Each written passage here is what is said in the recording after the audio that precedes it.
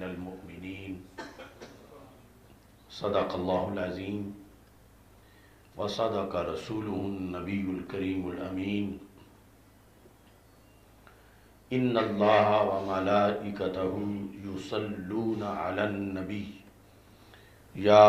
ایہا الذین آمنوا صلوا علیہ وسلموا تسلیما الصلاة والسلام علیکہ یا سیدی یا رسول اللہ وعلی آلک واصحابک یا حبیب اللہ الصلاة والسلام علیکہ یا سیدی یا خاتم النبیین وعلی آلک واصحابک یا سیدی یا خاتم المعصومین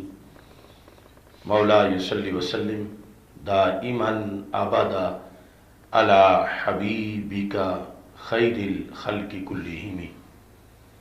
منزہ عن شریک فی محاسنہ فجوہر الحسن فیہ غیر منقاسم محمد تاج رسل اللہ قاطبۃ محمد صادق الاقوال والکلم محمد ذکرہ روح لانفسنا محمد شکرہ فرد علی الامم رب صلی وسلم دائما ابدا علی حبیبک خیر الخلق کلہم اللہ تبارک و تعالی جل جلالہ وعم نوالہ واتم برہانہ وعظم شانہ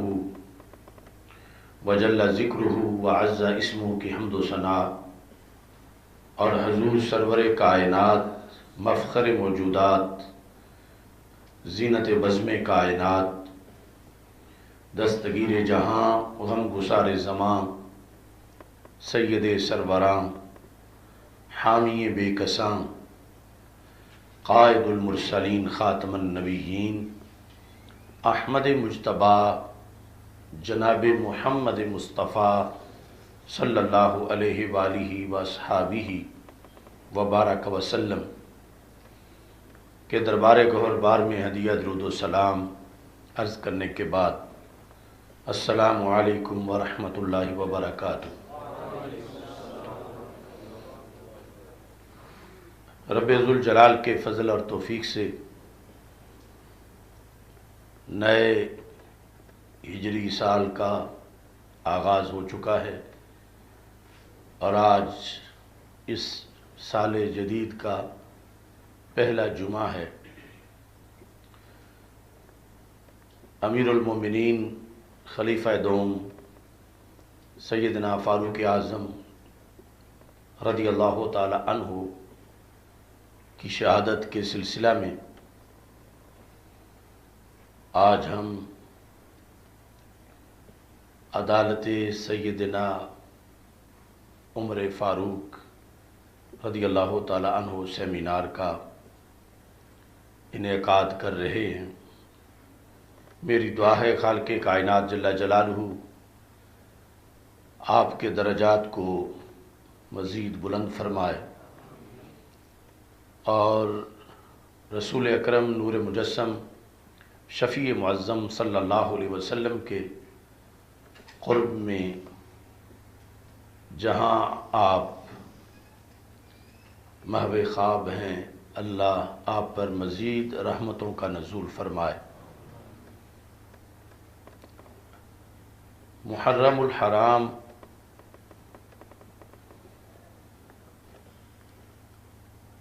یکم سے لے کر 10 محرم الحرام تک کئی قربانیوں کی داستان سے موسوم ہے۔ 10 محرم الحرام سید الشہداء حضرت سیدنا امام حسین رضی اللہ تعالی عنہ اور دیگر شہداء کربلا رضی اللہ تعالی عنہم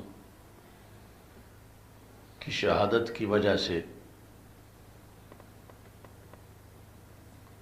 امت مسلمہ ہمیشہ اس کو یاد رکھتی ہے اور اپنے مستقبل کے لیے اس سے روشنی حاصل کرتی ہے۔ اس سلسلے کا ہمارا پروگرام انشاءاللہ 21 اگست کو مرکز میں شہادت سیدنا امام حسین رضی اللہ تعالیٰ عنہ کے عنوان سے نماز مغرب کے بعد منعقد ہوگا، اور ساتھ ہی حضرت اقدس حضرت پیر سید محمد مظہر قیوم مشہدی رحمہ اللہ تعالیٰ کا سالانہ عرس مقدس جو ہے اس کی تقریب بھی ہوگی۔ خلیفہ دوم سیدنا عمر فاروق رضی اللہ تعالیٰ عنہ جو مراد رسول صلی اللہ علیہ وسلم ہیں، آپ کا نظام عدل پوری دنیا میں اقوام عالم میں مانا جاتا ہے۔ آپ کی شخصیت کے سینکڑوں پہلو ہیں جن پر گفتگو ماضی میں ہوتی رہی ہے، اور انشاءاللہ آئندہ بھی نئے نئی جہتوں کے لحاظ سے گفتگو ہوتی رہے گی۔ آج بالخصوص آپ کا نظام عدل جو اصل میں اسلام کا نظام عدل ہے، اور سید المرسلین خاتم النبیین احمد مجتبیٰ جناب محمد مصطفیٰ صلی اللہ علیہ وسلم کا نظام عدل ہے کہ کائنات میں جس کی کوئی مثال نہیں ملتی۔ اس سلسلہ میں چند اہم فیصلے آپ کے سامنے عرض کرتے ہوئے اس گفتگو کو اختتام کی طرف لے جاؤں گا۔ موطا امام مالک میں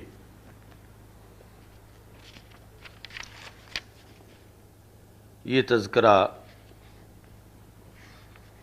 موجود ہے کہ حضرت سیدنا عمر فاروق رضی اللہ تعالی عنہ کے دو صاحبزادے حضرت عبداللہ بن عمر اور حضرت عبید اللہ بن عمر رضی اللہ تعالی عنہما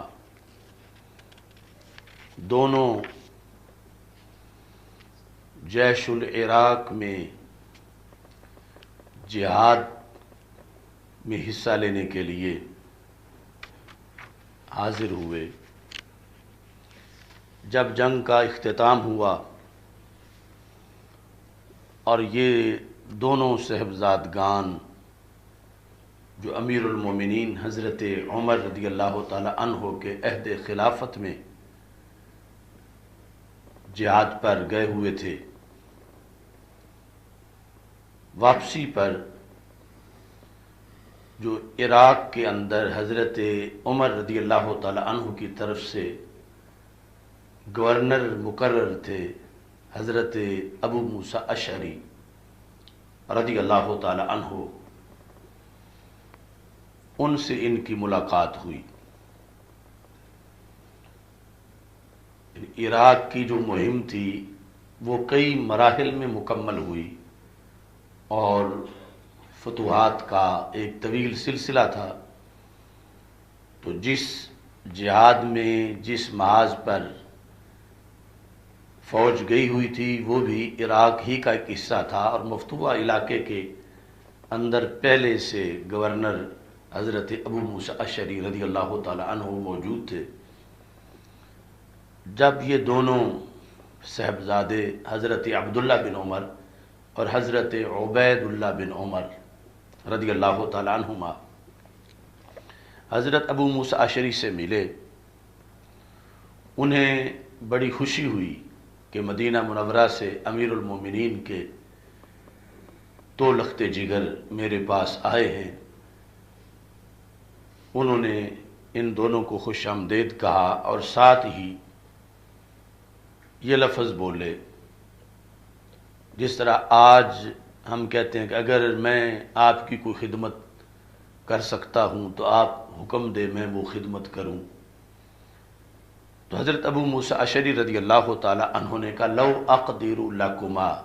علی امر، اگر میں قدرت رکھتا ہوں، استطاعت رکھوں کسی ایسے کام پر، انفعکما بہ، کہ جس سے میں تمہیں فائدہ دے سکوں، لفعلت، تو میں تیار ہوں جو مجھ سے ہو سکتا ہے آپ کی خدمت اور آپ کے لیے فائدہ مند کام آپ مجھے حکم دیں، میں آپ کی خدمت کے لیے تیار ہوں. تو یہ دو صاحبزادگان تو خاموش رہے، ان کے ذہن میں خود ہی ایک کام آ گیا. ثم قال بلا، پھر کہا کیوں نہیں، ہا ہنا مال من مال اللہ، کہ میرے پاس بیت المال کا کچھ مال اکٹھا ہوا ہے جو میں نے مدینہ منورہ بھیجنا ہے. تو ارید ان ابعث بہ الی امیر المومنین، تو مستقل مجھے کوئی بندہ بھیجنا پڑے گا، تو میں یہ چاہتا ہوں کہ میں آپ کے ذریعے وہ بھیجوں، لیکن اس کی صورت میں یہ بنانا چاہتا ہوں فَأُسْلِفُكُمَا، میں بطور قرض یہ مال تمہیں دیتا ہوں، فَتُبَايِعَانِ بِهِ مَتَاعًا مِّن مَتَاعِ الْعِرَاقِ، تم ان پیسوں سے عراق سے کچھ سامان تجارت خرید لو، ثم تبیعانہ فی المدینہ، اور مدینہ منورہ میں جا کر اسے فروخت کرو، وَتُوفِرَانِ رَأْسَ الْمَالِ إِلَى أَمِيرِ الْمُؤْمِنِينَ، تو جو رأس المال ہے، جتنا میں تمہیں دے رہا ہوں، وہ سارے کا سارا تم جا کے امیر المومنین کو جمع کرا دو، یعنی یہ سودا بیچنے کے بعد. وَيَكُونُ لَكُمَا رِبْحُهُ، اور جو پرافٹ ہو وہ تم دونوں بھائی آپس میں تقسیم کر لینا. تو یہ میرے ذہن میں ایک طریقہ آیا ہے کہ جس کے ذریعے میں تمہیں فائدہ دے سکتا ہوں، اور اس میں بیت المال کا بھی کوئی خسارہ نہیں ہوگا کہ رأس المال تو ہر حال میں تمہیں دینا ہے، کہ امیر المومنین کو تم رأس المال دے دو گے جتنا میں اصل زر تمہیں دے رہا ہوں، اور جو پرافٹ ہوگا وہ تم اپنے درمیان تقسیم کر لینا. فقالا وددنا، تو دونوں صاحبزادوں نے کہا کہ ٹھیک ہے، ہمیں بھی یہ بات پسند ہے کہ آپ نے ویسے بھی تو وہ پیسے پہنچانے ہیں بیت المال میں امیر المومنین کے پاس، تو ہم آپ سے وصول کر لیتے ہیں اور اس کا کوئی سامان خریدتے ہیں، سامان جا کر بیچیں گے، اصل پیسے امیر المومنین کو دے دیں گے، اور جو اس سے منافع حاصل ہوگا وہ ہم تقسیم کر لیں گے. حضرت ابو موسیٰ اشعری رضی اللہ تعالی عنہ نے ساتھ خط لکھا، فَكَتَبَ إِلَىٰ عُمَرَ أَن يَأْخُذَ مِنْهُمَ الْمَالَ، کہ جب یہ دونوں صاحبزادے پہنچے تو ان کے پاس بیت المال کے اتنے پیسے ہیں، وہ آپ ان سے وصول کر لیں. جس وقت یہ دونوں صاحبزادگان مدینہ منورہ پہنچے، انہوں نے جا کر وہ سامان تجارت فروخت کیا اور اس پر انہیں منافع ملا۔ حضرت عمر رضی اللہ تعالی عنہ کے پاس اصل زر لے کر پہنچے کہ یہ حضرت ابو موسیٰ اشعری رضی اللہ تعالی عنہ نے ہمیں دے کر بھیجا ہے، یہ بیت المال کا پیسہ ہے، ہم یہ آپ کے سپرد کرنا چاہتے ہیں۔ اور ساتھ یہ ساری وضاحت کر دی کہ ہمیں ابو موسیٰ اشعری رضی اللہ تعالیٰ عنہ نے یہ پیسہ بطور قرض دیا، ہم نے ان کی اجازت سے پھر اس سے سامان تجارت خریدا اور ہم نے یہاں آ کے فروخت کیا، اور فروخت کرنے کے بعد پرافٹ اپنے پاس رکھا، اور یہ اصل پیسے مکمل ہم بیت المال کو پیش کر رہے ہیں۔ تو حضرت عمر رضی اللہ تعالی عنہ اڑ گئے کہ تم کیسے پرافٹ لے سکتے ہو؟ آپ نے جس وقت اس سلسلہ کے اندر مواخذہ کیا تو دونوں بیٹوں نے کہا کہ ہمیں بطور قرض دیا تھا،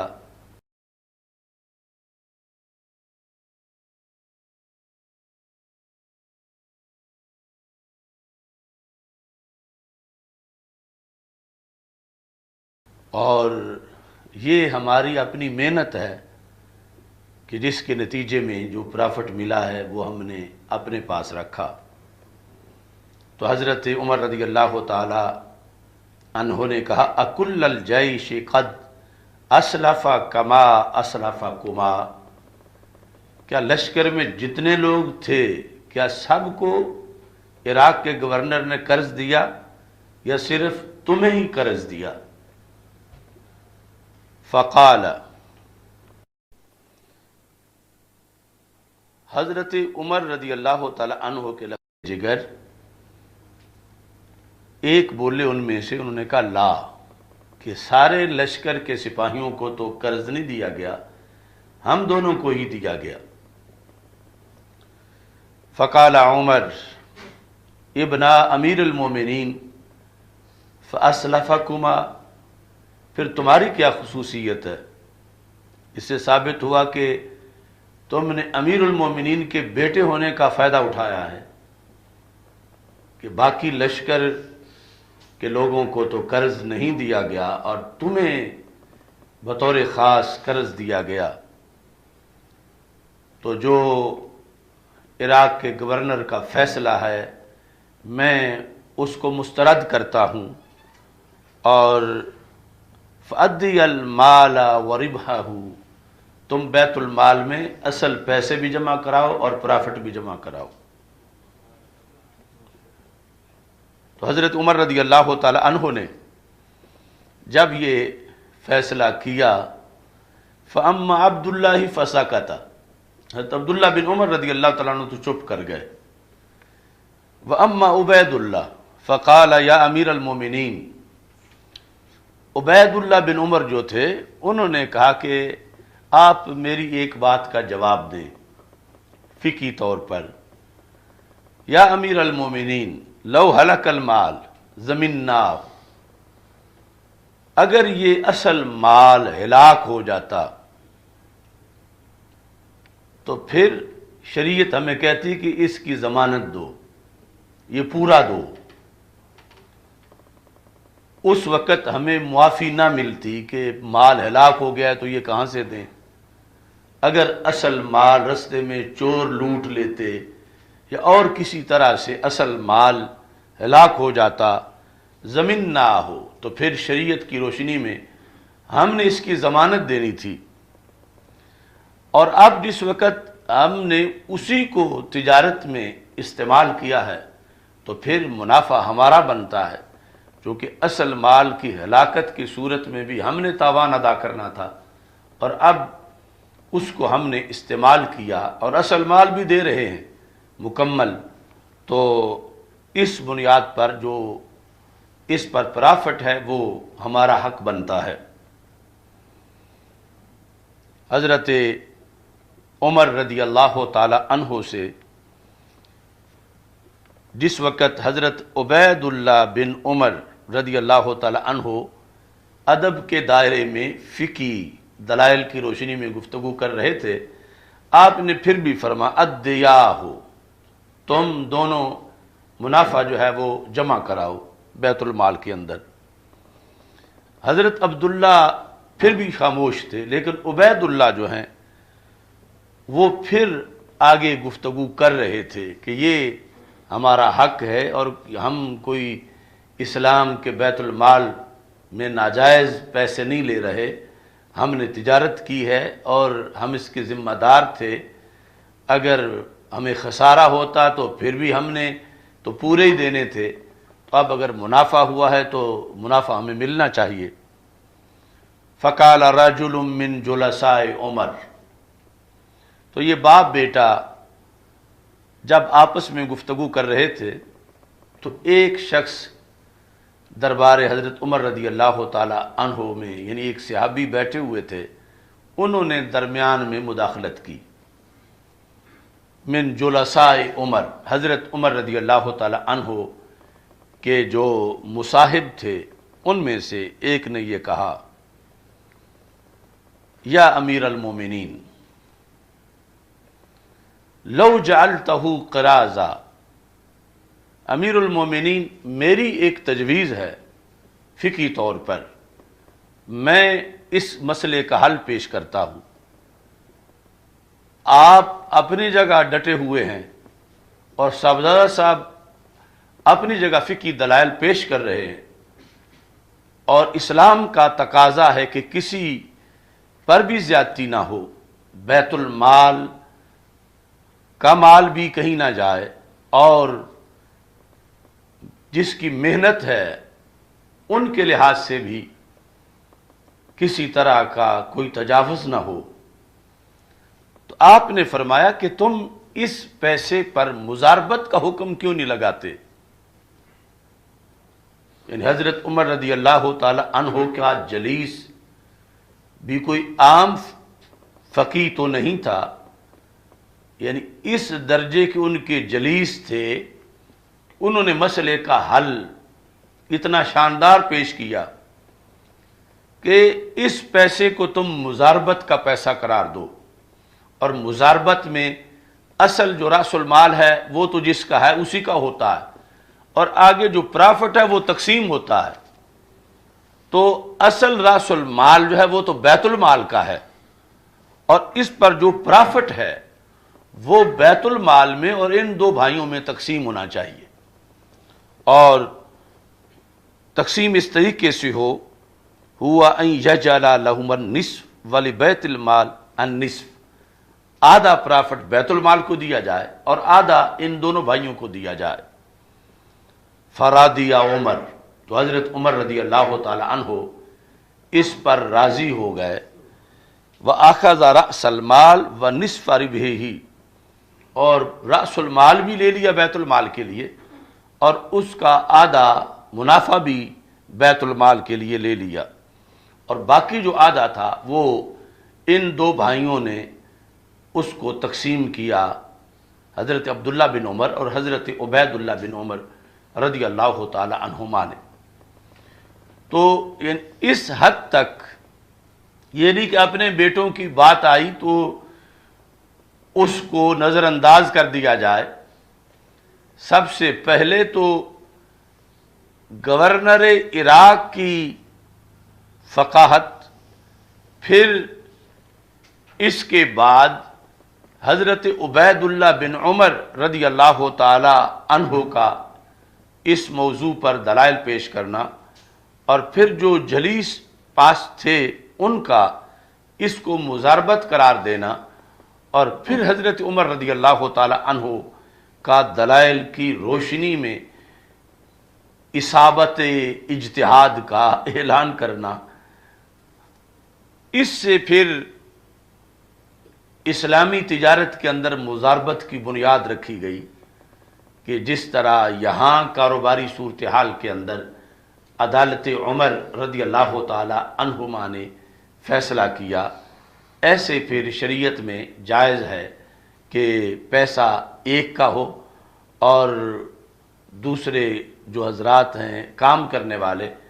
ان کے اور اصل مالک کے درمیان رأس المال تو محفوظ رہے اور منافع جو ہے اس کی شرح معین کر کے اس کو آپس میں تقسیم کیا جائے۔ سیدنا عمر رضی اللہ تعالی عنہ کہ انہی فیصلوں کے لحاظ سے ایک اہم فیصلہ وہ بھی ہے کہ جب ایک شخص نے حضرت علی المرتضی رضی اللہ تعالی عنہ کے خلاف شکایت کی حضرت سیدنا عمر رضی اللہ تعالی عنہ کی عدالت میں، تذکرہ کے اندر کیس کا ذکر نہیں کہ کیا معاملہ تھا، شکایت کس لحاظ سے کی، لیکن جس وقت فریقین پہنچے عدالت عمر رضی اللہ تعالی عنہما میں، فلما جلس عمر لینظر فی الدعوی، فریقین عدالت میں موجود تھے اور حضرت عمر رضی اللہ تعالی عنہ نے جو مدعی تھا اس کے دعویٰ میں غور کرنے کے لیے آپ اپنی مسند پہ بیٹھے تو حضرت عمر رضی اللہ تعالی عنہ نے حضرت علی رضی اللہ تعالی عنہ سے کہا ساوِ خصمک یا ابا الحسن، یعنی شریعت میں جو جسٹس یا قاضی ہے اس کے لیے ضروری ہے کہ فریقین میں سے ایک کی طرف دیکھ کے مسکرائے تو دوسرے کی طرف بھی دیکھ کے مسکرائے، ورنہ شریعت کہتی ہے کہ اس نے ناانصافی کی، ایک سے غصے سے بولے تو دوسرے سے بھی ویسے ہی بولے، ورنہ اس کو انصاف کے خلاف کہا جائے گا۔ ایک کو جیسے دربار میں کھڑا کیا جائے ویسے دوسرے کو بھی کھڑا کیا جائے۔ تو رسول پاک صلی اللہ علیہ وسلم کے اصول کے مطابق حضرت عمر رضی اللہ تعالی عنہ نے عدالت میں جو حاضر ہونے کا انداز تھا، وہ جو شکایت لگانے والا تھا اس کا انداز اور تھا، اور حضرت سیدنا علی المرتضی رضی اللہ تعالی عنہ کا انداز اور تھا، یعنی عدالت میں دونوں کھڑے ہوئے ایک جیسے نہیں لگ رہے تھے، یعنی حضرت علی رضی اللہ تعالی عنہ کا انداز اس سے فائق تھا شکایت کرنے والا یعنی مدعی کے لحاظ سے۔ تو حضرت عمر رضی اللہ تعالی عنہ کو مجبوراً یہ کہنا پڑا ساوِ خصمک یا ابا الحسن، اے ابو الحسن، یہ کنیت ہے حضرت مولا علی رضی اللہ تعالیٰ عنہ کی، اے ابو الحسن آپ اپنے مخالف فریق کے مساوی کھڑے ہوں۔ ساوِ خصمک یعنی جو عربی زبان میں خصم کا معنی ہے، جس طرح کے مناظرہ کی اصطلاح میں یعنی جو مد مقابل ہے دوسرا فریق، کہ آپ اس کے مساوی کھڑے ہوں۔ فَتَغَيَّرَ وَجْهُ عَلِيٍّ، تو حضرت مولا علی رضی اللہ تعالی عنہ کے چہرے کا رنگ بدل گیا۔ وَقَضَى عُمَرُ فِي الدَّعْوَى، یعنی چہرے کا رنگ بدلا لیکن فرق باقی نہ رہا، کھڑے ہونے میں دونوں مساوی کھڑے تھے۔ وَقَضَى عُمَرُ فِي الدَّعْوَى، تو حضرت عمر رضی اللہ تعالی عنہ نے کیس کا فیصلہ کیا۔ فیصلہ کے بعد جو بظاہر لگ رہا تھا کہ یہ جو چہرے کا رنگ بدلا ہے یہ اس بات کی وجہ سے بدلا ہے کہ آپ کو برابر کیوں دوسرے کے کھڑا کیا گیا، تو حضرت عمر رضی اللہ تعالی عنہ نے حضرت علی رضی اللہ تعالیٰ عنہ سے کہا اغضبت یا ابا الحسن لانی سویت بینک و بین خصمک، کہ اے مولا علی رضی اللہ تعالی عنہ کا کیا آپ غصے میں آ گئے ہیں کہ میں نے آپ کے اور آپ کے مخالف کے درمیان مساوات کی ہے کہ آپ برابر کھڑے ہوں، کیا اس وجہ سے آپ غصے میں آ گئے ہیں؟ فقال علی رضی اللہ تعالی عنہ لأنك لم تسو بینی و بین خصمی یا امیر المومنین، ہاں غصہ مجھے آیا ہے، لیکن غصہ مجھے اس لیے آیا ہے کہ آپ نے میرے اور میرے مخالف کے درمیان مساوات نہیں کی، مساوات برابری نہ کرنے کی وجہ سے مجھے غصہ آیا۔ حضرت عمر رضی اللہ تعالی عنہ نے کہا کہ آپ کو غصہ اس لیے آیا ہے کہ میں نے تمہارے درمیان برابری کی ہے، کہ جیسے مخالف کھڑا تھا میں نے کہا بھی ویسے ہی یہاں کھڑے ہوں۔ آپ نے جواب میں کہا کہ مجھے غصہ آیا ہے مگر اس لیے آیا ہے کہ آپ نے میری رعایت کی ہے، آپ کو چاہیے تھا کہ آپ میری رعایت نہ کرتے، چونکہ یہ عدالت ہے اور عدالت میں فریقین جو بھی ہوں وہ فریقین ہیں، آپ نے جو میری رعایت کی ہے مجھے اس وجہ سے غصہ آیا۔ تو حضرت علی رضی اللہ تعالی عنہ نے پھر رعایت کی نشاندہی کی کہ کیسے آپ نے میری رعایت کی ہے۔ فرمانے لگے اذ کرمتنی فنادیتنی یا ابا الحسن بکنیتی ولم تنادی خصمی بکنیتہ۔ عربی زبان میں، عربی معاشرے میں کسی کو نام لے کے بلانا یہ تو عام ہے، لیکن کسی کو کنیت سے بلانا یہ اس کا مزید اعزاز ہے۔ تو مولا علی رضی اللہ تعالی عنہ نے کہا مجھے اس لیے غصہ ہے کہ آپ نے مجھے تو ابو الحسن کہہ کے بلایا اور میرے مخالف کو کنیت سے نہیں بلایا، اس کا آپ نے نام لے کے بلایا، جبکہ چاہیے یہ تھا یا تو میرا بھی نام ہی لیتے، اگر میری کنیت کا ذکر کیا ہے تو ان کی بھی کنیت کا ذکر کیا جاتا۔ جس وقت حضرت مولا علی رضی اللہ تعالی عنہ نے یہ کہا فقبل عمر رأس علی، تو حضرت عمر کرسی انصاف سے اٹھے اور حضرت مولا علی رضی اللہ تعالی عنہ کا سر چوما،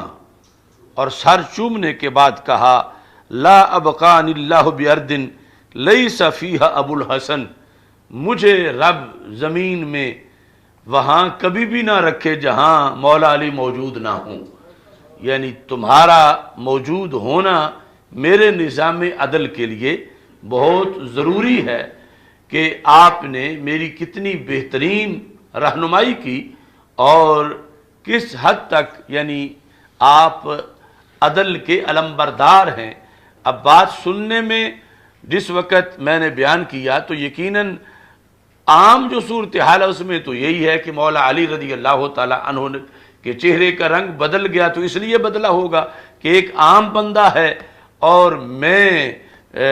داماد رسول صلی اللہ علیہ وسلم ہوں، ایک عام بندہ ہے، میں اولیاء کا شہنشاہ ہوں،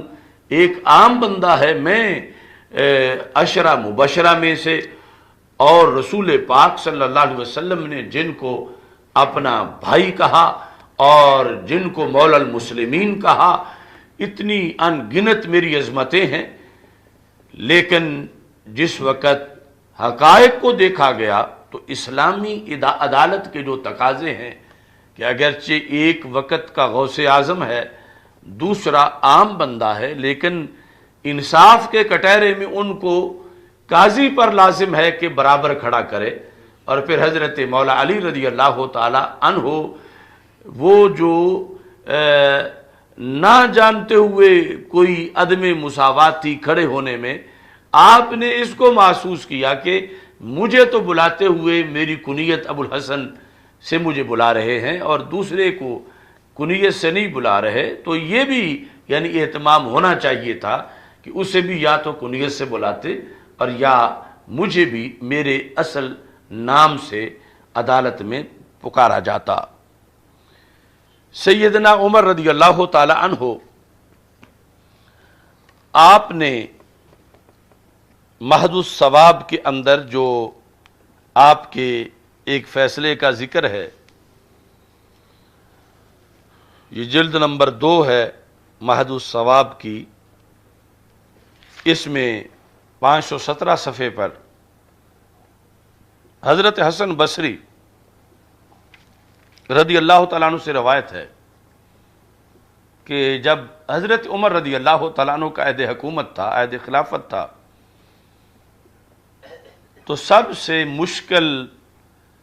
جو ایریا تھا حکومت کرنے کے لحاظ سے وہ کوفہ کا ایریا تھا. یعنی کوفہ والے اپنے گورنر کی بڑی شکایتیں لگاتے تھے، جو بھی بھیجتے تھے کوفہ والے اسے فیل کر دیتے تھے کہ کوئی اور بھیجو. قال عمر، حضرت عمر تنگ آ گئے، فرمایا آیانی اہل الکوفہ تھے، مجھے اہل کوفہ نے تھکا دیا ہے. ان استعملت علیہم لینا، اگر میں کوئی نرم مزاج بندہ بھیجتا ہوں، استضعفوہ، تو یہ اسے کمزور سمجھ کے اس کی بات نہیں مانتے. یعنی اس کی نرم مزاجی کا یہ غلط فائدہ اٹھاتے ہیں. وَإِنِ اسْتَعْمَلْتُ عَلَيْهِمْ شَدِيدًا شَكَوْهُ، اور اگر میں کوئی سخت مزاج بندہ بھیجتا ہوں، یہ شکایتیں لگانے شروع کر دیتے ہیں کہ جو آپ نے گورنر بنائے ہیں وہ سخت بڑے ہیں، یہ ہے وہ ہے. وَلَوَدِدْتُ أَنِّي وَجَدْتُ رَجُلًا قَوِيًّا أَمِينًا مُسْلِمًا أَسْتَعْمِلُهُ عَلَيْهِمْ، میں تو تلاش کر رہا ہوں کہ کوئی مجھے ایسا بندہ ملے جو ان کے میرٹ پر پورا اترے، یعنی ان کو صحیح قابو کرے. نہ تو یہ ہو کہ وہ نرم مزاج ہو اور یہ اس کی نرمی کا فائدہ اٹھائیں، اور نہ ایسا ہو کہ یہ یعنی شکایت کا کوئی موقع ملے، ایسی سختی کا. بندہ قوی ہو، امین ہو، مسلم، یعنی یہ گورنر کی صفات آپ نے بیان کی. جب آپ یعنی شورا کے اندر یا مجمع جو مدینہ منورہ میں لگا ہوا تھا، عراق کی صورتحال اور بالخصوص کوفہ کے معاملہ میں یہ مشورہ کر رہے تھے، فقال رجل یا امیر المومنین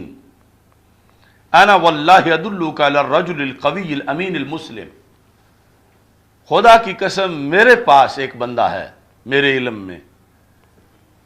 جو بالکل اس میرٹ پہ پورا اترتا ہے. یعنی وہ قوی بھی ہے، وہ امین بھی ہے، وہ مسلم بھی ہے. فَأَثْنَى عَلَيْهِ عمر، تو حضرت عمر رضی اللہ تعالیٰ عنہ بڑے خوش ہوئے. فرمایا پھر تو مسئلہ حل ہو گیا کہ میں تو بڑا ڈھونڈ رہا تھا. چونکہ حضرت عمر رضی اللہ تعالیٰ عنہ کی جو سیاسی بصیرت تھی وہ اتنی اہم تھی کہ ایک موقع پر جب بیٹھے ہوئے تھے کبار صحابہ حضرت عمر رضی اللہ تعالیٰ عنہ کے پاس آپ کی عہد خلافت کے موقع پر، تو آپ نے فرمایا جس کے دل میں جو تمنا ہے آج اس کو سامنے رکھ کے ہم اللہ سے دعا کرتے ہیں کہ اللہ ہر ایک کی اپنی اپنی تمنا پوری کرے. تم بتاؤ تمہاری کیا کیا تمنا ہے؟ تو سب نے اپنی تمناؤں کا اظہار کیا. اکثر کا یہ تھا کہ یعنی اسلامی سلطنت کا جو ہمیشہ مسئلہ ہوتا ہے کہ پیسہ ہونا چاہیے جس سے ہم ساری سلطنت کے امور کو ہم ٹھیک کریں. پیسے کی کمی ہے تو کہنے لگے نتمنى مل البیت الذی کنا فیہ ذہبا فضہ، ہم تو یہ چاہتے ہیں کہ جس گھر میں ہم بیٹھیں یہ سارا سونے کا بھر جائے، ذہبا سونے کا بھر جائے، اور ہم ایک رتی بھی خود استعمال نہ کریں، سارا اللہ کے رستے میں استعمال کر دیں. یعنی اس سے جتنے بھی علاقے فتح ہو چکے ہیں ہم ان میں جا کر سماجی کام کروائیں، ان کے اندر جو غریب ہیں ان کی مدد کریں. اتنا سونا ہمارے پاس ہو کہ ہم اپنی فوج کے جو مختلف قسم کی ضرورتیں ہیں، ہتھیار وغیرہ، گھوڑے، وہ خریدیں. تو اپنے لیے پیسہ نہیں چاہتے، ہم اسلامی سلطنت کے لیے پیسہ چاہتے ہیں۔ تو یقیناً یہ بہت اچھی تمنا تھی، لیکن امیر المومنین کی تمنا اس سے جدا تھی، اور وہ ایک لیڈرشپ کی جو قیامت تک کے لیے حیثیت ہے اس کو واضح کر رہی تھی۔ آپ نے فرمایا تم سونا مانگتے ہو، اور سونا اپنے لیے نہیں، تم اللہ کے راستے میں خرچ کرنے کے لیے مانگتے ہو، اور یہ بات اچھی ہے کہ جو مفتوحہ علاقے ہیں یا ویسے جو ضرورتیں ہیں وہ پوری ہوں، لیکن اتمنا رجالا مثل ابی عبیدہ و حذیفہ بن یمان، میں تو ابو عبیدہ اور حذیفہ بن یمان جیسے سیاستدان مانگتا ہوں، استعملہم فی طاعت اللہ، کہ ایسے بہت سے لوگ میرے پاس ہوں، میں زمین فتح کرتا جاؤں اور انہیں وہاں گورنر بناتا جاؤں کہ وہ وہاں پر نظام مصطفیٰ صلی اللہ علیہ وسلم یوں نافذ کریں جیسے ابو عبیدہ نے اپنے صوبے میں کیا، جیسے حضرت حذیفہ بن یمان نے کیا۔ یعنی یہ جو کبار صحابہ رضی اللہ تعالی عنہم جو رسول اکرم صلی اللہ علیہ وسلم کی صحبت میں تیار ہوئے، اور انہوں نے دنیا میں عدل انصاف کی دھاک بٹھائی اور کرپشن سے اپنے آپ کو دور رکھا، ایک رتی کا کروڑواں حصہ بھی ان کے ذمے میں نہیں ہے۔ میں اس طرح کے دھلے ہوئے دنیاوی بصیرت بھی جن کو دین کے ساتھ میسر ہے، ایسے لوگ میں چاہتا ہوں، اور یہ سونے سے زیادہ قیمتی ہیں کہ ایسے لوگ مجھے مل جائیں، استعملہم فی طاعت اللہ، جن کو میں عامل بناؤں، گورنر بناؤں اللہ کی اطاعت میں، اور ان کے ذریعے سے اسلام کا نظام عدل قائم ہو۔ تو اسی بیس پر عراق کے لحاظ سے آپ جس وقت مشاورت کر رہے تھے اور کسی نے کہا میں بتاتا ہوں، بندہ ہے ہمارے پاس، تو آپ بڑے خوش ہوئے کہ میں نے جو شرائط بتائی ہیں اس کے مطابق جو ملتا ہے، اب یہ بیان کریں گے تو ہم اسے فوراً کوفہ بھیجتے ہیں۔ تو بیان کرنے والے نے کیا بیان کیا؟ کالا من ہوا، حضرت عمر رضی اللہ تعالیٰ نے پوچھا کون ہیں جو میں نہیں جانتا تم جانتے ہو؟ قال عبداللہ بن عمر، اس نے کہا وہی آپ کے لخت جگر حضرت عبداللہ بن عمر رضی اللہ تعالیٰ عنہ، قوی بھی ہیں، امین بھی ہیں، یعنی علمی طور پر، روحانی طور پر پورا ان کا میرٹ بنتا ہے۔ قال عمر قاتلک اللہ، آپ نے فرمایا رب تجھے فنا کرے، تو نے میرے بیٹے کا ہی نام لینا تھا، یعنی میں اپنے خاندان کو مستثنا کر کے پوچھ رہا ہوں، جو کچھ تم بتا رہے ہو یہ ان میں ہے، لیکن عدالت عمر پر یہ داغ آئے گا کہ اپنے بیٹے کو گورنر بنایا۔ تو تمہیں یہ چاہیے تھا کہ تم یہ بات تو کم از کم ذہن میں رکھتے، یعنی میں اتنا خوش ہوا ہوں کہ بندہ مل گیا، اور آگے تم نے جن کا نام لیا ان کو تو بھیجا نہیں جا سکتا۔ تو حضرت عمر رضی اللہ تعالی عنہ نے یہ تجویز مسترد کی، اور پھر جس وقت آپ نے شورا بنائی آخری وقت میں، اس وقت بھی لوگوں نے کہا کہ چلو اپنے بیٹے کو نامزد نہیں کرتے تو کم از کم شورا میں تو ان کا نام رکھو۔ اصحاب ستہ شورا، 6 صحابہ رضی اللہ تعالی عنہم، کہ جن میں سے ایک کو امیر المومنین بنایا جانا تھا حضرت عمر رضی اللہ تعالی عنہ کے وصال کے بعد، اس میں بھی آپ نے حضرت عبداللہ بن عمر رضی اللہ تعالی عنہ کا نام شامل نہ کیا، نہ انہیں جانشین مقرر کیا، اور نہ انہیں شورا میں رکھا کہ جس میں سے ایک کو 6 نے بیٹھ کے پھر منتخب کرنا تھا۔ اس طرح حضرت عمر رضی اللہ تعالی عنہ کی جو پالیسیاں تھیں عدل و انصاف کے لحاظ سے، وہ نہایت ہی اہم پالیسیاں تھیں۔ مہد الثواب کی جلد نمبر 1 میں ایک اہم قضیے کا ذکر ہے، صفحہ نمبر 385 پر۔ ایک نوجوان مدینہ منورہ کا، حضرت عمر رضی اللہ تعالی عنہ اس سے بڑے متاثر تھے کہ نماز باجماعت پڑھتا ہے، بڑا پارسا ہے، یعنی وہ تو ویسے ہی تقوی و طہارت پارسائی کا زمانہ تھا۔ حضرت عمر رضی اللہ تعالی عنہ اپنے عہد خلافت میں اس سے بڑے متاثر تھے کہ یہ نوجوان ہے، یعنی تابعی اور بڑا پرہیزگار ہے۔ وَكَانَ عُمَرُ يَتَفَقَّدُهُ اِذَا غَابَ، اگر کبھی وہ نوجوان نہیں آتا تھا تو حضرت عمر رضی اللہ تعالی عنہ اس کی کمی محسوس کرتے تھے کہ وہ کدھر گیا ہے، آج وہ نوجوان نماز کے لیے نہیں آیا۔ فَعَشِقَتْهُ امْرَةٌ مِّنْ أَهْلِ الْمَدِينَةِ، اہل مدینہ میں سے ایک عورت کو اس نوجوان سے عشق ہوا جو کہ بڑا پرہیزگار پاک دامن نوجوان تھا۔ فَذَكَرَتْ ذَلِكَ بَعْضَ نِسَائِهَا، اس عورت نے دیگر عورتوں سے یہ کہا کہ اس نوجوان کو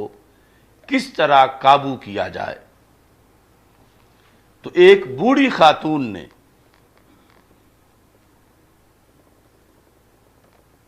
یہ کہا کہ میں اس کو قابو میں لاتی ہوں۔ فقالت انا احتال لک فی ادخالہ علیک، کہ تمہارے گھر تک اس کو لے آنا یہ میرا کام ہے۔ فقعدت لہ فی الطریق، تو جو راستہ تھا اس نوجوان کے گھر کا یا ڈیرے کا جو راستہ تھا، تو وہ بوڑھی خاتون رستے میں بیٹھ گئی۔ فلما مر بہا، اب چونکہ مدینہ منورہ میں آبادی کے اندر دوسرے طبقات بھی موجود تھے، یعنی منافقین کے، تو اس طرح کی یعنی صورتحال تھی ان عورتوں کی۔ تو یہ رستے میں بوڑھی عورت بیٹھی، اور جب وہ نوجوان گزرا تو اس نے کہا لی شاۃ لا استطیع ان احلبھا، کہ میرے گھر میں ایک بکری ہے اور بکری کا دودھ نکالنے والا کوئی نہیں، نہ میں خود نکال سکتی ہوں۔ فلو دخلت فحلبتھا لی، تو میں گزارش کرتی ہوں آپ سے کہ آپ وقت نکالیں اور میرے گھر چلیں اور مجھے جا کر بکری کا دودھ نکال کے دیں۔ ظاہر ہے کہ کسی صحابیہ یا تابعیہ کا تو ایسا کردار نہیں ہو سکتا، یہ منافقین کی عورتوں میں سے کوئی یہ دونوں عورتیں تھیں۔ وَكَانُوا أَرْغَبَ شَيْءٍ فِي الْخَيْرِ، اور صحابہ کا مزاج یہ تھا کہ نیکی کے اندر بڑی رغبت رکھتے تھے، کہ کوئی بھی نیکی کا موقع ہو اسے جانے نہیں دیتے تھے۔ اور وہ دیکھ رہے تھے کہ یہ بوڑھی عورت ہے اور بڑے اس کے مسائل ہیں،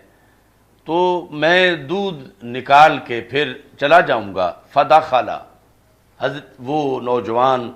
حضرت عمر رضی اللہ تعالی عنہ جن کو ہمیشہ نگاہ میں رکھتے تھے، وہ جب داخل ہوئے، فلم یرا شاطن، تو گھر میں کوئی بکری نہیں تھی۔ فقالت اجلس حتی آتیک بہا، کہ آپ بیٹھو، بکری میں لے کے آتی ہوں۔ اتنے میں وہ جو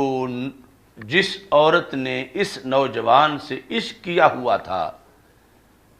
وہ اچانک اوپر سے آ گئی، یعنی اپنے گھر میں ہی انہوں نے پلاننگ پہلے کی ہوئی تھی کہ میں بکری کے نام پر ان کو لے آؤں گی اور اوپر سے تم آ جانا۔ قد طلعت علیہ، تو جس وقت یعنی وہ گھر میں داخل ہوئی تو آپ یعنی سمٹ کے سائیڈ پر ہوئے۔ فَأَرَادَتْهُ عَن نَفْسِهِ فَأَبَى، تو اس عورت نے جب برے کام کا ارادہ کیا تو وہ نوجوان انہوں نے انکار کیا۔ وَقَالَ اتَّقِ اللَّهَ أَيُّهَا الْمَرْأَ، کہ تم رب سے ڈرو، کہ تم مدینہ منورہ کے اندر تم رہتے ہوئے تم اس طرح کی سوچ رکھتی ہو. فجعلت لا تکف عنہ ولا تلتفت الی قولہ،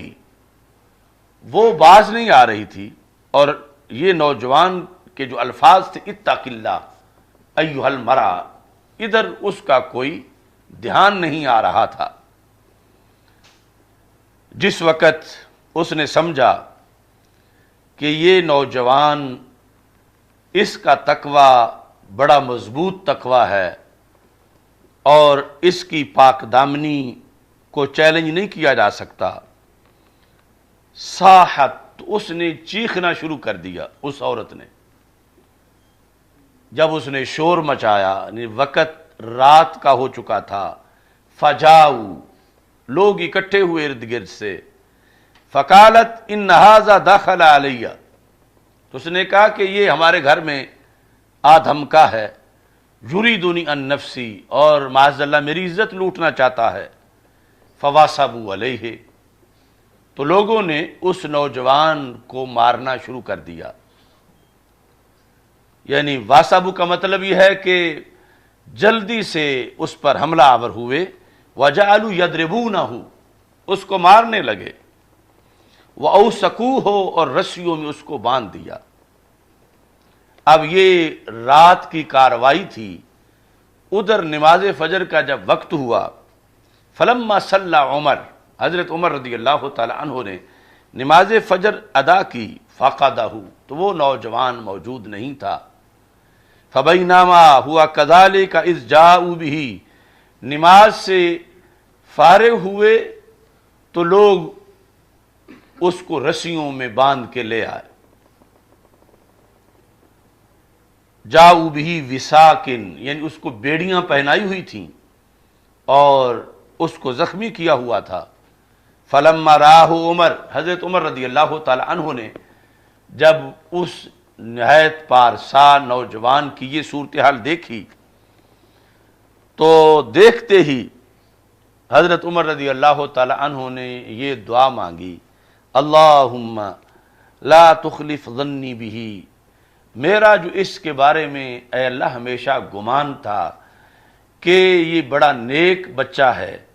اے اللہ کہیں میرے گمان کے خلاف کوئی چیز نہ نکلے. یعنی بظاہر تو جس صورتحال میں وہ لائے ہیں وہ ایک مجرم کی صورتحال ہے، لیکن اے اللہ یہ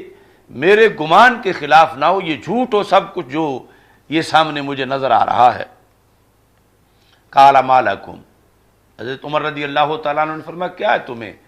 اس کو تم کیوں مار رہے تھے، کیوں باندھا ہوا ہے؟ قالوا استغاثت امرأۃ باللیل، رات کے وقت ایک عورت چیخی چلائی اور اس نے کہا کہ میری مدد کرو. ہم جس وقت اکٹھے ہوئے، فجئنا، ہم اس کے گھر آئے، فوجدنا ھذا الغلام عندھا، تو ہم نے اس کے گھر میں اس نوجوان کو پایا ہے اور وہ کہہ رہی تھی کہ یہ میرے گھر میں آیا ہے اور یہ میری عزت لوٹنا چاہتا ہے. تو فضربناہ، ہم نے پھر اس کو مارا ہے، وأوثقناہ، اور اس کو ہم نے بیڑیاں پہنائی ہیں. تو یہ بالکل یعنی انداز تھا کہ ہم نے تو رنگے ہاتھوں پکڑا ہے، یہ کوئی بہر سڑک سے گزرتا ہم نے نہیں پکڑا، یہ اس کے گھر کے اندر سے ہم نے پکڑا ہے. اور عورت خود چیخ چلا رہی تھی، تو اس واسطے ہم نے مارا بھی ہے اور بیڑیاں پہنائی ہیں اور مزید فیصلے کے لیے آپ کے دربار میں پیش کر دیا ہے. یعنی مطلب یہ تھا کہ اگر یہ شادی شدہ ہے تو پھر اس کو رجم کیا جائے، اگر کنوارا ہے تو پھر اس کو کوڑے مارے جائیں. یہ معاذ اللہ ایسی صورتحال میں ہم نے اس کو دیکھا. یا پھر یہ ثابت نہیں ہوتا تو کم از کم ارادہ زنا جو ہے اس کی بنیاد پر اس کو سزا دی جائے. اب عدالت عمر کی کارروائی شروع ہوتی ہے. فقال له عمر اصدقنی، کہ اے نوجوان مجھ سے سچ سچ بولو، کیا معاملہ ہے؟ تو اس نے کہا معاملہ یہ ہے کہ میرے رستے میں ایک بوڑھی خاتون بیٹھی تھی اور انہوں نے مجھے یہ کہا کہ بکری کا دودھ دونا ہے اور میں اس نیکی کے لیے اس کے ساتھ چلا گیا، یعنی ثواب کے حصول کے لیے، اور آگے یعنی بکری تو تھی نہیں، اور ایسے عورت ایک آئی اور اس نے ارادہ گناہ کا کیا، میں نے انکار کیا، اس نے چیخنا چلانا شروع کر دیا، اور اتنے میں یہ لوگ آ گئے، انہوں نے مجھے پکڑ لیا۔ یار میرا تو یعنی کوئی 1% بھی کوئی بدی کا ارادہ تھا ہی نہیں، میں تو حصول ثواب کے لیے چلا گیا تھا، اور آگے یوں مجھے پھنسا لیا گیا۔ فقال له عمر اتعرف العجوز، تو حضرت عمر رضی اللہ تعالیٰ عنہ نے کہا کیا تم اس بوڑھی کو پہچان سکتے ہو کہ جو بوڑھی تجھے بکری کا کہہ کے لے گئی تھی؟ فقال نعم ان رأیتها عرفتها، کہ اگر وہ میرے سامنے آئے تو میں پہچان سکتا ہوں کہ یہ، ویسے تو مجھے نام تو معلوم نہیں، لیکن اگر میں اس کو دیکھوں تو میں پہچان لوں گا کہ یہی بوڑھی تھی کہ جس نے مجھے بکری کے لحاظ سے کہا تھا۔ فَأَرْسَلَ إِلَى نِسَاءِ جِيرَانِهَا وَأَجَائِزِهِنَّ، تو حضرت عمر رضی اللہ تعالیٰ عنہ نے حکم دیا کہ جس ایریا میں یہ واقعہ پیش آیا ہے اس محلے کی جتنی بھی عورتیں ہیں اور بوڑھیاں ہیں، بالخصوص بوڑھی عورتیں، وہ ساری بلائی جائیں۔ فجاء بہن، جو قاصد تھا امیر المومنین کا، وہ ان سب کو بلا کے لے آیا۔ فعرضہن علیہ، تو یہ نوجوان کھڑا کیا گیا، تو ایک ایک کر کے ان بوڑھی عورتوں میں سے انہیں وہاں سے گزارا گیا، اور امیر المومنین پاس کھڑے تھے۔ اور ظاہر ہے کہ یعنی وہ جس نے یہ کیا تھا وہ سہمی ہوئی تھی اور سب سے پیچھے پیچھے ہو رہی تھی۔ فَعَرَضَهُنَّ عَلَيْهِ، جو گزرتی تو وہ نوجوان سے پوچھتے تو وہ کہتا نہیں یہ تو نہیں ہے۔ حتی مرت بہ العجوز، یہاں تک کہ بالآخر وہ بوڑھی عورت بھی گزری۔ فقال هذه یا امیر المومنین، تو اس نوجوان نے کہا امیر المومنین یہ عورت ہے، اس نے مجھے کہا تھا کہ ساتھ چلو اور ساتھ چل کے بکری کا دودھ نکالو۔ فرفع علیہ الدرہ، حضرت عمر رضی اللہ تعالیٰ عنہ نے کوڑا اٹھایا، کوڑا اس عورت کے اوپر لہرا کے جو مارنے کے لیے جس انداز میں ہوتا ہے، فرمایا اصدقینی، سچ بولو، کیا تم نے اس نوجوان کو کہا تھا کہ بکری کا دودھ نکالنا ہے اور تم اس کو لے گئی تھی، اور آگے اس طرح تم نے وہاں ایک عورت کو بلایا اور اس نے شور مچایا اور سارا مسئلہ بنا۔ فقصت علیہ القصۃ، تو عورت ڈر گئی اور اس نے سارا قصہ بتا دیا، یعنی حضرت عمر رضی اللہ تعالی عنہ کے لہراتے ہوئے درے کے زیر سایہ وہ چھپا نہ سکی، اس نے سارا بتایا کہ یوں فلاں عورت نے عشق کیا، فلاں نے یہ کہا کہ کوئی ایسا طریقہ بنایا جائے، میں نے کہا میں لاتی ہوں، اور پھر اس طرح کر کے ہم نے اس نوجوان کو پھنسایا، اور یہ بالکل بے گناہ ہے، اس کا اس میں رتی بھر بھی کوئی جرم یا گناہ نہیں ہے۔ فقال عمر، تو حضرت عمر رضی اللہ تعالیٰ عنہ نے اس نوجوان کو رہا تو کر ہی دیا، لیکن ساتھ یہ لفظ بولے الحمدللہ الذی فینا شبیہ یوسف، ساری تعریفیں اس خدا کی ہیں جس نے ہمارے ماحول میں یوسف علیہ السلام کے مشابہ نوجوان رکھا ہے۔ تو اس طرح یعنی چونکہ بڑے بڑے اہم مسائل آتے رہے حضرت سیدنا عمر رضی اللہ تعالی عنہ کے پاس، اور آپ نے یعنی وہ اصول وضع کیے کہ آج بھی یعنی یورپ کی یونیورسٹیوں کے اندر بھی عمر لا کے نام سے وہ اصول پڑھائے جاتے ہیں، اور عدالت عمر رضی اللہ تعالی عنہ کے چرچے ہیں، اور اسی عدالت پر اللہ کی طرف سے تائید کے احکام اترتے رہے کہ جب رسول اکرم نور مجسم شفیع معظم صلی اللہ علیہ وسلم کی ظاہری حیات کے اندر دو اشخاص نے سرکار دو عالم صلی اللہ علیہ وسلم سے فیصلہ کروایا، ایک منافق تھا، دوسرا یہودی تھا، تو فیصلہ منافق کے خلاف نکلا۔ تو اس نے کہا کہ ہم عمر سے جا کے فیصلہ کرواتے ہیں۔ یہودی نے بتا دیا کہ پہلے یہ فیصلہ تو رسول اکرم صلی اللہ علیہ وسلم فرما چکے ہیں۔ اب اس میں کوئی واضح طور پر گالی نہیں تھی نبی اکرم صلی اللہ علیہ وسلم کے بارے میں، لیکن ضمناً یہ بات سمجھ آ رہی تھی کہ تب ہی دوسری جگہ فیصلہ کروانا چاہتے ہیں کہ جب پہلا فیصلہ پسند نہیں۔ تو حضرت عمر رضی اللہ تعالی عنہ نے دوسرے سے پوچھا کہ جیسے یہ بتا رہا ہے کہ فیصلہ پہلے ہو چکا ہے، کیا ایسے ہی ہے؟ اس نے کہا ہاں ایسے ہی ہے۔ فرمایا مکانکما، پھر تم یہی ٹھہرو۔ اندر داخل ہوئے اور تلوار لے کر آئے، اور وہ جس نے عدم اعتماد کیا ہوا تھا فیصلے پر، منافق نے، آپ نے اس کا سر اتار دیا۔ اب دوسرا جو ہے وہ بھاگ پڑا، بھاگتا بھاگتا رسول پاک صلی اللہ علیہ وسلم کی خدمت میں پہنچا کہ ھذا عمر ورائی، کہ میرے ساتھ جو پہلے آیا ہے آپ کے پاس، اس کا سر تو عمر نے اتار دیا ہے اور چھوڑ مجھے بھی نہیں رہا، یہ میرے پیچھے پیچھے وہ آ رہا ہے۔ تو رسول پاک صلی اللہ علیہ وسلم نے فرمایا کیا ہوا کیا ہے؟ نے کہا کہ وہ فیصلہ ہم نے کروایا۔ تو وہ جو دوسرا تھا فریق، اس نے کہا کہ عمر سے فیصلہ کروا لیتے ہیں۔ تو اتنی بات ہی تھی، انہوں نے جا فیصلہ ہم نے کیس رکھا تو انہوں نے کہا کہ ایسے ہی ہے کہ رسول پاک صلی اللہ علیہ وسلم اس کا فیصلہ فرما چکے ہیں۔ ہم نے کہا ایسے ہی ہے۔ تو اسی پر عمر فاروق رضی اللہ تعالیٰ عنہ نے اس کا سر تو اتار دیا ہے، اور میرے تعاقب میں ہے، آپ مجھے بچا لیں۔ اس موقع پر جب اس منافق کے ورثاء نے احتجاج کیا رسول اکرم صلی اللہ علیہ وسلم کے پاس کہ آپ کی شریعت کی روشنی میں قصاص بنتا ہے، کیونکہ عمر نے ایک عام بندے کو جس نے کسی کو قتل نہیں کیا تھا کہ وہ مباح الدم ہو،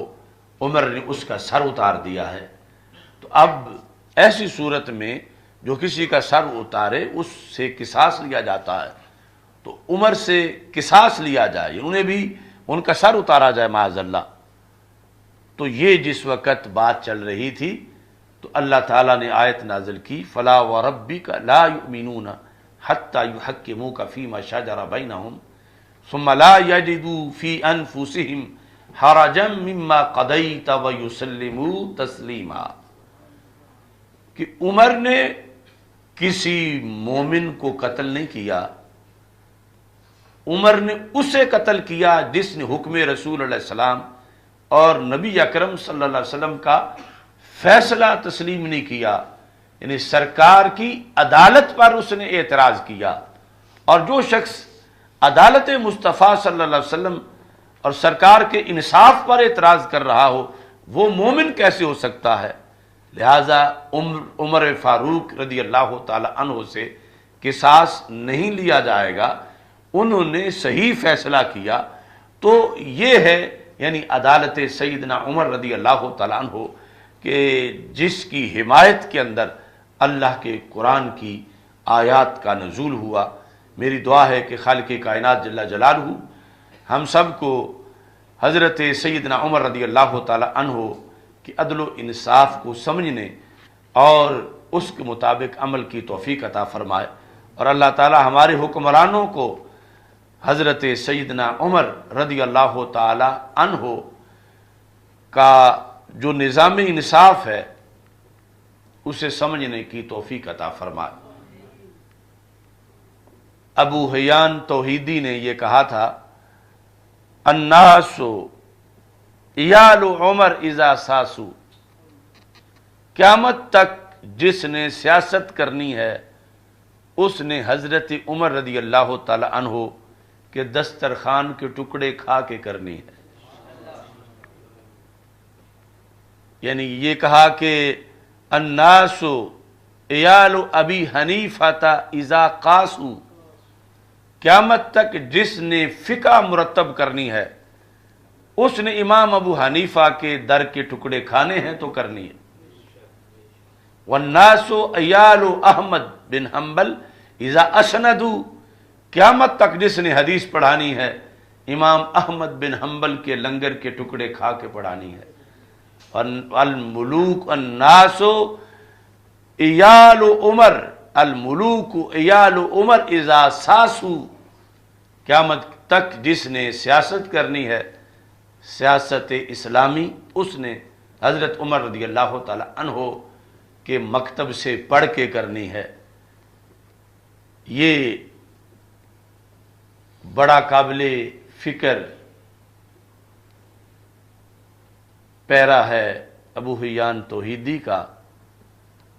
امت کے اندر زوال اور قحط تو ہر شعبے میں آیا ہے، کہاں امام اعظم ابو حنیفہ مسند تدریس پر، اور کہاں آج کے فقہا، کہاں امام احمد بن حنبل مسند حدیث پر، اور کہاں آج کے محدث۔ لیکن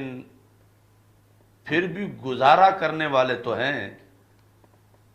حدیث پھر بھی پڑھائی تو جا رہی ہے، اگرچہ امام احمد بن حنبل جیسے محدث نہیں ہیں۔ فقہ کے لحاظ سے بھی گزارا تو چل رہا ہے، اگرچہ امام اعظم ابو حنیفہ جیسا فقیہ نظر نہیں آتا، لیکن جو منصب حضرت عمر رضی اللہ تعالیٰ عنہ کا تھا، وہاں جو بیٹھے ہیں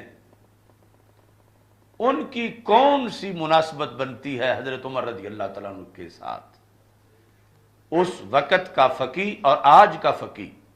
اس وقت کا محدث اور آج کا محدث، ان کی مناسبت ہے آج بھی، لیکن اس وقت کا بادشاہ اور آج کا بادشاہ، یعنی جس منصب پہ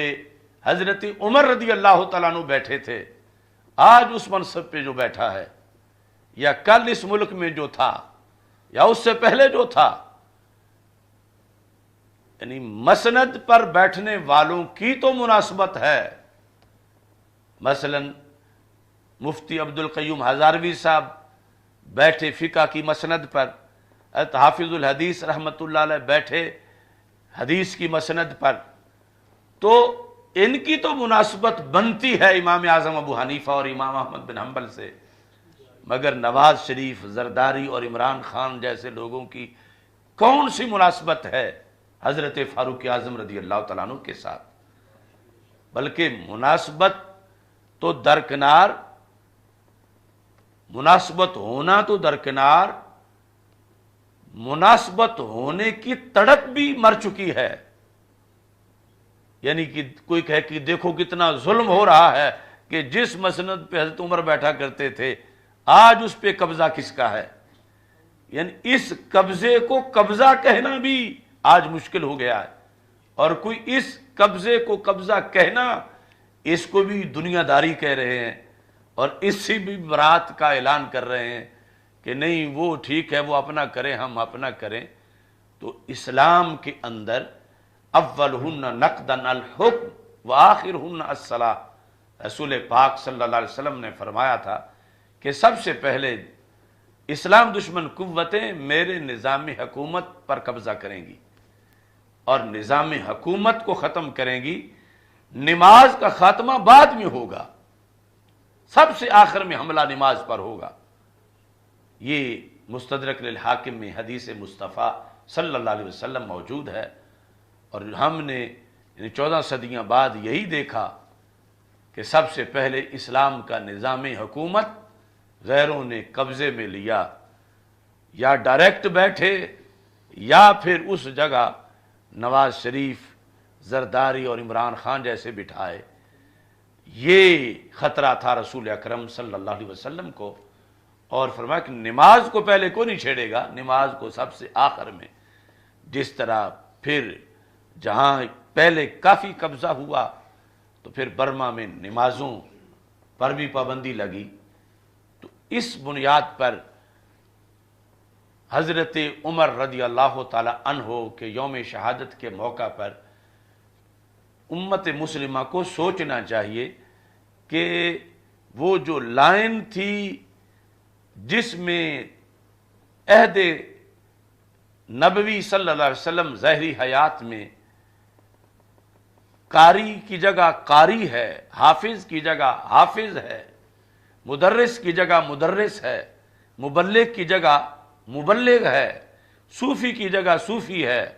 سالک کی جگہ سالک ہے، حاجی کی جگہ حاجی ہے، لیکن حاکم کی جگہ کون ہے؟ خلیفہ راشد کی جگہ کون ہے؟ یہ ہے لمحہ فکریہ کہ خلیفہ راشد کی جگہ خالی ہوئی اور پھر اس پہ قبضہ ہوا، اور قبضہ اتنا سخت ہوا کہ ذہنوں سے بھی بات نکالی گئی، اور پھر اتنی نکالی گئی کہ قبضہ واپس لینے کی بات کو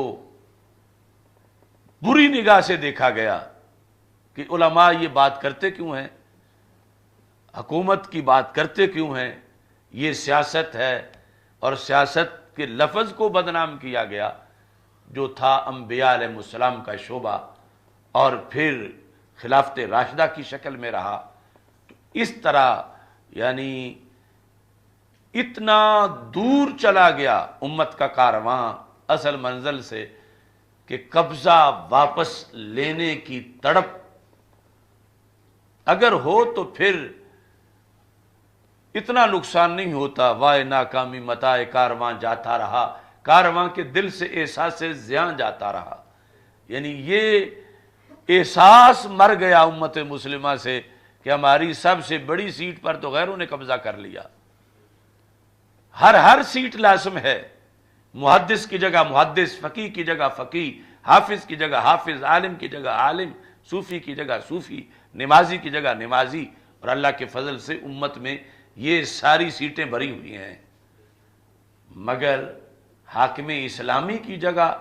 حاکم اسلامی خلیفہ راشد کی جگہ آج کوئی انہی خطوط پر خلافت کرے، یہ سیٹ ہی ختم ہو گئی ہے کہ لوگ کہتے ہیں یہ شریفوں کا کام ہی نہیں. لوگ کہتے ہیں یہ تو ہے ہی ان کے لیے، اور وہ تو غنیمت سمجھتے ہیں لفظوں کو کہ ٹھیک ہے یہ ہمیں دیے رکھیں، اور اسی کے ذریعے امریکہ نیو ورلڈ آرڈر جو ہے وہ اپنا چلا رہا ہے اور چلانا چاہتا ہے. تو حضرت عمر رضی اللہ تعالی عنہ کی سیٹ کے گم ہو جانے پر، قبضہ ہو جانے پر، اس سیٹ کے نہ رہنے پر صدیوں سے اس امت کے اندر یہ خستحالی آئی ہوئی ہے. اس سے بچنے کے لیے پھر امام عادل کی ضرورت ہے جو اسی لائن پر چلے جس لائن پہ پہلے حضرت عمر رضی اللہ تعالیٰ عنہ اور دیگر خلفائے راشدین موجود تھے. آج امام عادل نہ ہونے کی وجہ سے یہ صورتحال ہے کہ کورونا جو ہے اس کی پالیسی وہ بھی اسلام دشمن قوتوں کے زیر اثر ہے. لگتا ہے کہ کرونا اور شیطان کا آپس میں بہت سخت اتحاد ہے. اگر رمضان ہو تو کرونا آ جاتا ہے، ربیع الاول شریف ہو تو آ جاتا ہے، محرم ہو پٹا کٹی کا مسئلہ ہو تو چلا جاتا ہے، حج ہو تو حرمین شریفین خالی ہیں، مگر اسی سعودی عرب میں سینمے بھرے ہوئے ہیں. یعنی سینمے کھچا کھچ بھرے ہیں. ادھر کرونا چھٹی پہ ہے، حج اور عمرے پر کرونا کے اثرات ہیں. ارے پہلے تو یہ تھا کہ کبھی سندھ میں کرونا چھٹی پر ہے، پنجاب میں ڈیوٹی پر ہے. اب تو اتنے اس کے کمپیوٹرائزڈ نظام تیز ہو گئے ہیں. صرف تھوڑا سا فرق ہے، داتا صاحب جو ہے وہ کرونا اثر کر رہا ہے، گامیشہ چھٹی پر ہے. یعنی بالکل تھوڑے تھوڑے فاصلے پر وہ اپنا طریقہ کار جو ہے وہ بدل رہا. سنی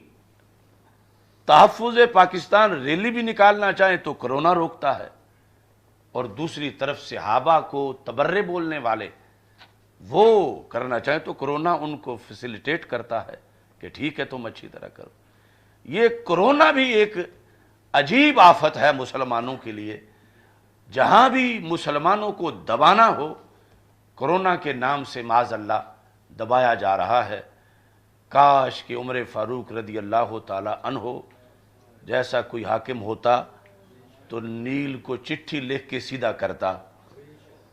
آسمان کے سورج کی طرف گور کے دیکھتا تو سورج آنکھیں بند کر لیتا. کاش کہ وہ زمین کانپتی کو دیکھ کے کوڑا مارتا کہ اگر عدل نہیں کیا پھر تو کانپ لے، اگر عدل کیا ہے تو میں تجھے کانپنے نہیں دوں گا. تو زمین کا زلزلہ بند ہو جاتا. تو اس کرونے کی آفت کے مقابلے میں بھی عدالت سیدنا فاروق اعظم رضی اللہ تعالی عنہم کی تعلیمات کا معاشرے میں لانا ضروری ہے. اللہ تعالی ہم سب کا حامی